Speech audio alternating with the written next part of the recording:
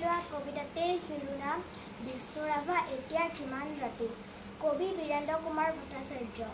বিষ্ণু ৰাভা এতিয়া কিমান ৰাতি, তুমি সাৰে আছা, সাৰে আছো আমি, আৰু সাৰে আছে প্ৰীতি। বিহুৰ তলিৰ চিফুং বাঁহীৰ কৰুণ সুৰ, বড়ো গাভৰুৰ নাচোনৰ তাল ভাগে।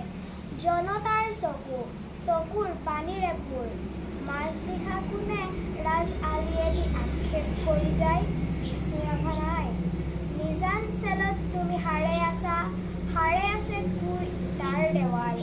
বন্দী তোমাৰ কণ্ঠৰ সুৰ, নাচোনৰ লয় লাহ, তুমি সাৰে আছা, আৰু সাৰে আছে জাগ্ৰত জনতা। নিদ্ৰাবিহীন ৰাতি, বিষ্ণু ৰাভা এতিয়া কিমান ৰাতি। বিহু পথাৰত ৰৈ আছো আমি, ৰৈ আছে এয়া মনোৰমা সখী। ৰাজপথত জুৰি নৱ উন্মেষ ধ্বনি, হেজাৰজনৰ অবিৰাম কুৰুলি, সকলোৰে মুখ প্ৰশ্ন মুখৰ। আজি ই বিহুৰ ৰাতি, কাৰাগাৰৰ দ্বাৰ কেতিয়া মুকলি হ'ব বন্দী সৃষ্টিয়ে, কেতিয়ানো প্ৰাণ পাব প্ৰাণহীন আজীৱিত। মাত সুৰ প্ৰাণহীন বিহুতলী, বন্দী শিল্পীৰ বেদনাত জাগে। ৰঙা জীৱনৰ উন্মাদনা, সঁচা আবেগৰ ৰোল। মাজনিশা কোনে মৰিশালী জুৰি চিঞৰি উঠে, কল্লোল বন্ধু জীৱনৰ কল্লোল। দাস কেপিটেল 11 পৃষ্ঠা বাকী। মাজনিশা কোন ত্ৰিনয়নে পঢ়ে পোহৰ, পোহৰ উদয়াচলত ৰবি। নৱজীৱনীৰ প্ৰৱেশ দ্বাৰত ইতিহাস ৰ'ল সাক্ষী। বিষ্ণু ৰাভা আকৌ তুলিকা লোৱা, ইটাৰ দেৱালত আঁকি যোৱা সেই ছবি, যি ছবিত ফুটি উঠে হেজাৰ শিল্পীৰ উত্থান, অখ্যাতজনৰ আশা আবেগৰ ৰোল।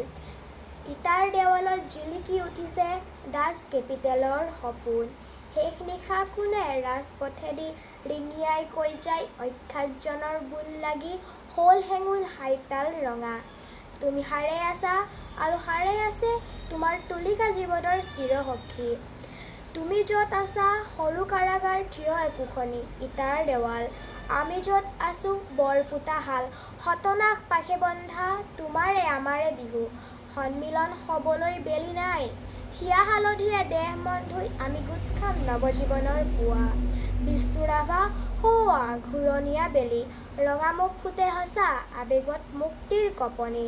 শেষ নিশা সেয়া অখ্যাতজনৰ সমদল সমাগত, সমস্বৰে ফুটে পোহৰ, পোহৰ জীৱনৰ জয়ধ্বনি। নমস্কাৰ।